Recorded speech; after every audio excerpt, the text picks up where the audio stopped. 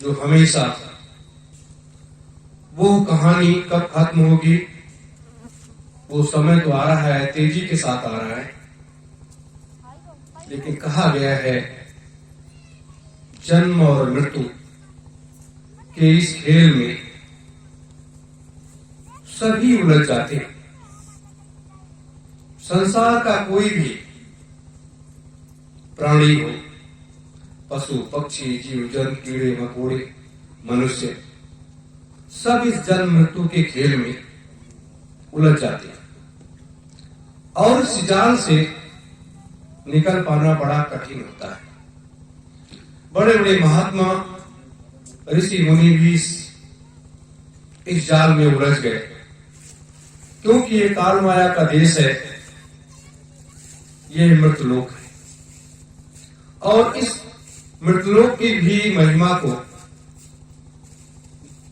अनंत कहा गया है। जैसे स्वर्ग लोक की महिमा अनंत है, सतलोक की महिमा अनंत है, उसी तरीके से यह मृतलोक की भी महिमा बड़ी अनंत है। इसलिए अनंत है कि यहां पाप और पुण्य दोनों बराबर सहभागी होते हैं। सत्य और असत्य ये बराबर सहभागी होते हैं और इन्हीं चीजों को समझाने के लिए इस मृतलोक में हर समय कोई न कोई महात्मा महापुरुष आते हैं और मनुष्य रूपी जीवात्माओं को ये ज्ञान देते रहते हैं और उनको एक रास्ता बताते रहते हैं। उस रास्ते पर कितने लोग चल पाते हैं, कितने लोग नहीं चल पाते हैं, ये वो व्यक्ति ही जान सकता है कि हम सत्य के मार्ग पर चल रहे हैं या असत्य के मार्ग पर चल रहे हैं। और इसी को महात्मा बराबर समझाते रहते। आज भारतवर्ष ये संत महात्माओं का देश है, ऋषि मुनियों का देश है, लेकिन आज वर्तमान के अगर दौर में देखा जाए,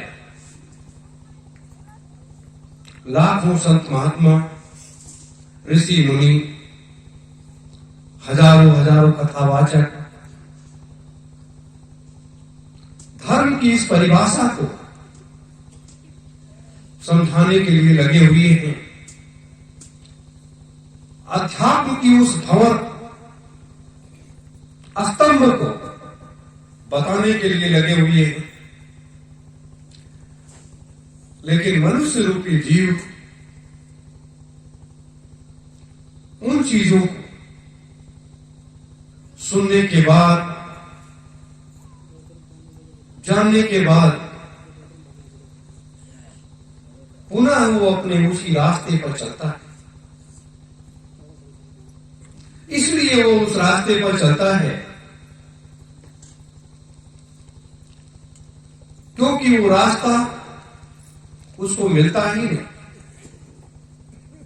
जैसे परम पूज्य बाबा जय गुरुदेव जी महाराज को ले लिया जाए, उन्होंने अपने गुरु के आदेश का पालन किया और नाम रूपी उस दान को, ज्ञान रूपी उस सत्संग को, आत्मा और परमात्मा के उस भेद को बताने के लिए निकल पड़े।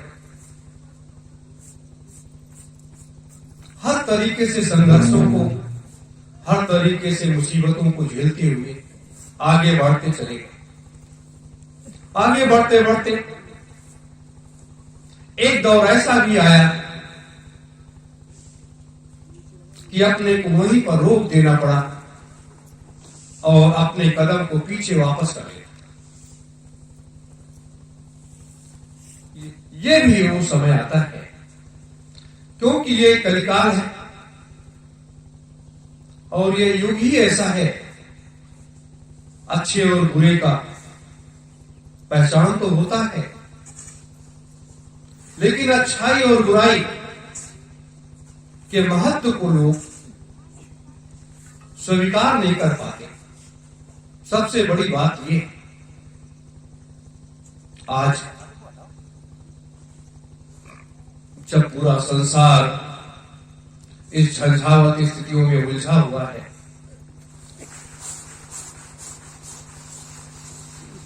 संसार का प्रत्येक प्राणी त्राहि त्राहि कर रहा है, चाहे वो अमीर है, गरीब है, मध्यम वर्ग, जैसा भी है, हर व्यक्ति त्राहि त्राहि कर रहा है। देश और दुनिया के राजनेता वो अलग त्राहि त्राहि कर रहे हैं। ये क्या है? धर्म क्या कहता है और अध्यात्म क्या कहता है और हमारा मन क्या कहता है, इसी को समझने की जरूरत है। कबीर साहब जब आए तो उन्होंने अपनी स्वाद की वाणी से हर उस सत्य को उजागर करने का प्रयास किया, हर उस मार्ग को बताने का प्रयास किया और आत्मा और परमात्मा के उस भेद को बताया कि ये थोड़े दिनों के लिए हम आप सब यहां रहने के लिए आए हैं, उसके बाद तो चले जाना है। उस समय मुगलों का साम्राज्य था भारत वर्ष में। मुगलों का साम्राज्य होते हुए भी उन्होंने सत्य से उस पर्दा उठाने का हर संभव प्रयास किया। ये समय काल परिस्थिति का एक दौर होता है जब सनातन हिंदू धर्म मुसीबतों में फंसा, उसका अस्तित्व लोग मिटाने पर जुट गए। तो एक ऐसी शख्सियत निकल करके आई जिन्हें हम आप सब गुरु नानक के रूप में जानते हैं। धर्म की व्याख्या, धर्म की परिभाषा एक अलग होती है, कुछ करने की क्षमता रखते हैं। जैसे आज यह है कि योग परिवर्तन सतयुग स्थापना महायज्ञ, तो भूतेन भविष्यति, राम ने जो काम किया, कृष्ण ने किया, मोहम्मद साहब ने किया, कबीर साहब ने किया, जितने भी है उस तरीके से शक्तियां आई, उन्होंने यहां आकर के अपने अपने काम को अंजाम दिया। उस समय की परिस्थिति क्या थी, दौर क्या था, क्या नहीं था, वो अलग विषय है। लेकिन आज हम आप सब एक ही चीज सुनते हैं, भगवान श्री राम के द्वारा किए गए कार्य जो हमारे ग्रंथों में वर्ण, राम जी हमारे पूर्वज हैं, हम उनको अपना आराध्य मानते हैं, भगवान मानते हैं, उनकी पूजा करते हैं। उन्होंने वो कार्य करके दिया, दिखाया। जब ऐसी परिस्थितियां आती हैं इस मृत्युलोक में, तो कोई न कोई आता है और उसको बदल करके रख देता है।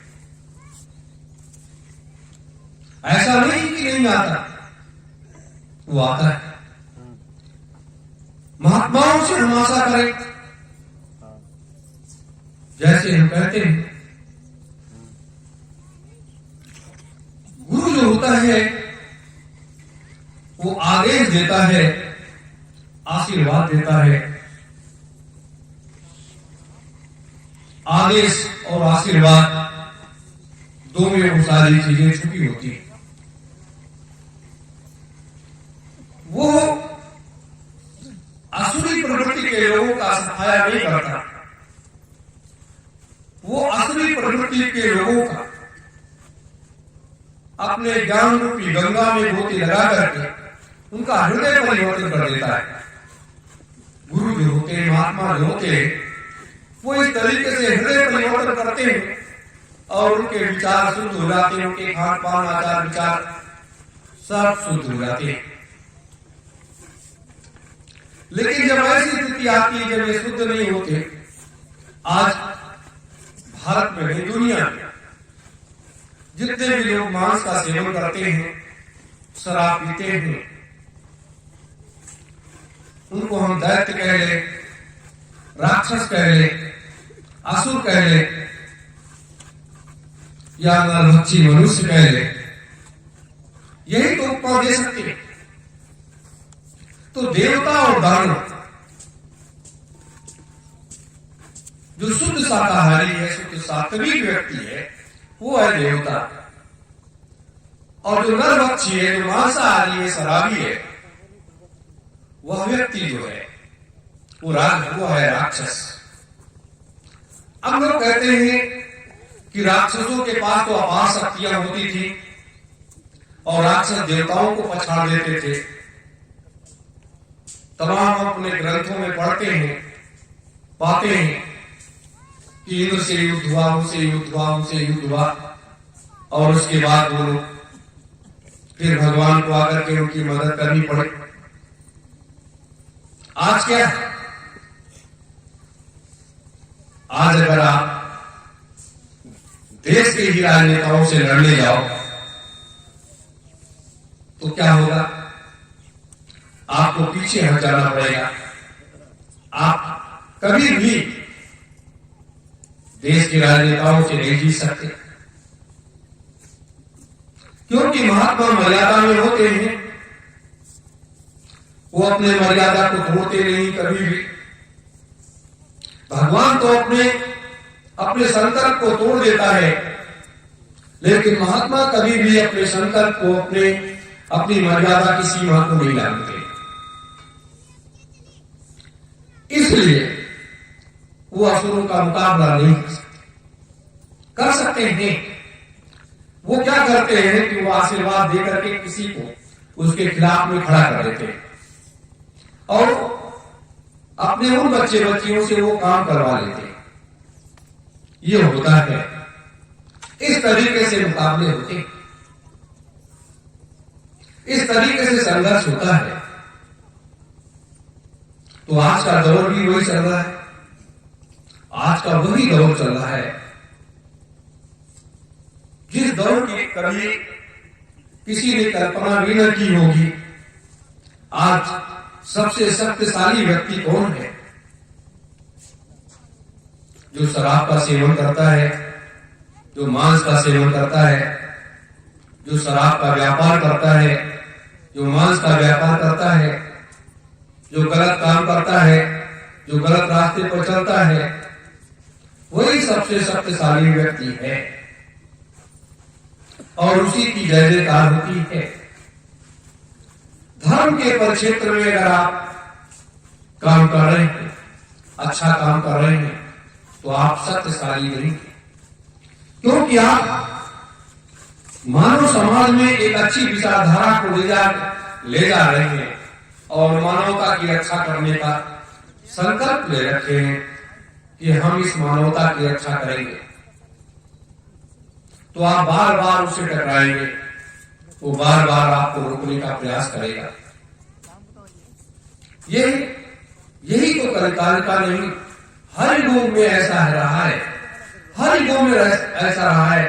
हमारे ग्रंथ में, हमारे मनीषियों ने, हमारे महात्माओं ने उन ग्रंथों को बड़ी मर्यादा में लिखा है कि जिससे आने वाली पीढ़ियां दिग्भ्रमित ना हो और उनको किसी प्रकार की कोई असुविधा न होने पाए।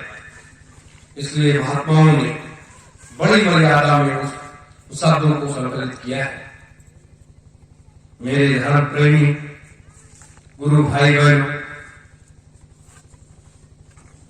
ये चीज हमें आपको हमेशा ध्यान में रखना चाहिए। मैं आज इसलिए बता रहा हूं, ये पुण्यतिथि, ये वार्षिक भंडारे का जो कार्यक्रम होता है, ये महापुरुषों का सानिध्य हमें आपको प्राप्त होता है, बाह्य रूप से भी और अंतर मन में भी प्राप्त होता है।